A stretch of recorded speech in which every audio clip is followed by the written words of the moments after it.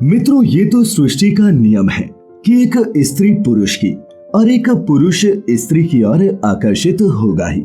और अगर आप जानते हो तो इस सृष्टि की रचना ही इसी आकर्षण और मिलन पर निर्भर करती है। उसमें भी विवाह के बाद धार्मिक मान्यताओं के अनुसार स्त्री पुरुष का ये संगम यदि परंपराओं के अनुसार हुआ हो तभी इसे पुराणों में पवित्र माना जाता है। लेकिन क्या आप जानते हैं कि इन विवाहित जोड़ियों के लिए भी कुछ ऐसी तिथियों और समय को बताया गया है जिस दौरान बनाए गए उनके ये संबंध उनके लिए परेशानी का कारण बन सकते हैं। तो आइए जानते हैं उस खास समय के बारे में आज की इस वीडियो में। नमस्कार और स्वागत है आपका द डिवाइन टेल्स पर एक बार फिर। मित्रों, आपको बता दें कि जब ब्रह्मा जी सृष्टि की रचना कर रहे थे तब उन्होंने अपने मानसिक बल से 8 पुरुषों को जन्म दिया। अब इन 8 पुरुषों के जन्म में ही उन्हें काफी समय लग गया, जिसके बाद ब्रह्मा जी इस सोच में उलझ गए कि आखिर सृष्टि के विकास की इस धीमी गति को तीव्र कैसे किया जाए। इस उलझन के साथ जब वो भगवान शिव के पास पहुंचे तब उन्होंने अपने अर्ध नारीश्वर रूप से नारी रूप की उत्पत्ति की और ब्रह्मा जी को मैथुनी सृष्टि का निर्माण करने के लिए कहा। अब मित्रों, मैथुनी सृष्टि का आरंभ तो हो गया, लेकिन उन्होंने साथ ही मनुष्य को मर्यादित रखने के लिए कुछ नियम भी बनाए जिनका वर्णन हमें ब्रह्म वैवर्त पुराण में मिलता है। इस धर्म ग्रंथ में ऐसी कुछ तिथियों के बारे में बताया गया है जिस दौरान पति और पत्नी का मिलन पूर्णतः वर्जित है, और उनमें से जो पहली तिथि बताई गई है वो है चतुर्थी अष्टमी। ब्रह्म वैवर्त पुराण के अनुसार माह की चतुर्थी और अष्टमी तिथि पर पति पत्नी को एक दूसरे से दूरी बनाए रखनी चाहिए। नवरात्र का पावन पर्व। मित्रों, ये तो आप सभी जानते ही हैं कि नवरात्र के 9 दिन सनातन धर्म से ताल्लुक रखने वाले अधिकतर लोग देवी माँ की आराधना में लीन रहते हैं। कुछ नवरात्र के 9 दिन का व्रत रखते हैं तो कुछ प्रथम और अंतिम। ऐसे में इस पावन अवसर पर स्त्री पुरुष के बीच शारीरिक संबंधों को पूरी तरह से निषेध बताया गया है।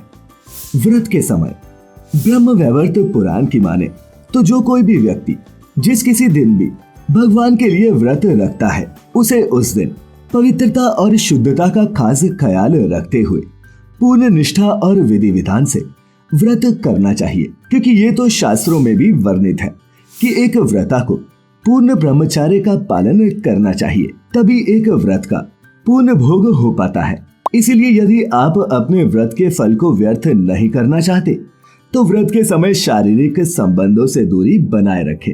अमावस्या के दिन शास्त्रों में उल्लेख मिलता है कि अमावस्या के दिन पति पत्नी को एक दूसरे से दूर रहना चाहिए, क्योंकि इससे उनके वैवाहिक जीवन पर नकारात्मक असर पड़ता है।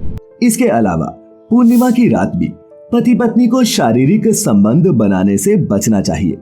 मान्यता है कि इस दिन बुरी शक्तियां ऊर्जावान रहती हैं, जिसका बुरा असर पति पत्नी के वैवाहिक रिश्ते पर पड़ सकता है। इसीलिए यदि इन समस्याओं से बचना चाहते हैं तो संबंध बनाते समय तिथि का ध्यान रखें। संक्रांति पर संक्रांति की तिथि भी शास्त्रों में एक बहुत ही शुभ तिथि मानी गई है। इस दिन पति पत्नी को संबंध नहीं बनाने चाहिए, क्योंकि ऐसा करना उनके रिश्ते पर दुष्प्रभाव डाल सकता है। श्राद्ध पर मित्रों, श्राद्ध के समय पितरों को स्मरण करते हुए उनकी पूजा अर्चना करने का समय होता है। इन 15 दिनों के अंतराल में शुद्धि बहुत जरूरी होती है। इसीलिए श्राद्ध या फिर पितृ पक्ष के दौरान भी पति पत्नी को संबंध बनाने से बचना चाहिए और अपने मन में सिर्फ अच्छे विचारों को ही लाना चाहिए। अब मित्रों, ये सब जानने के बाद आपके मन में ये प्रश्न जरूर उठ रहा होगा कि यदि इन वर्जित दिनों में संबंध स्थापित कर लिया जाए तो इसका परिणाम क्या होगा। तो चलिए आपकी इस विडंबना को दूर करते हुए इसके दुष्परिणामों के बारे में बता देते हैं।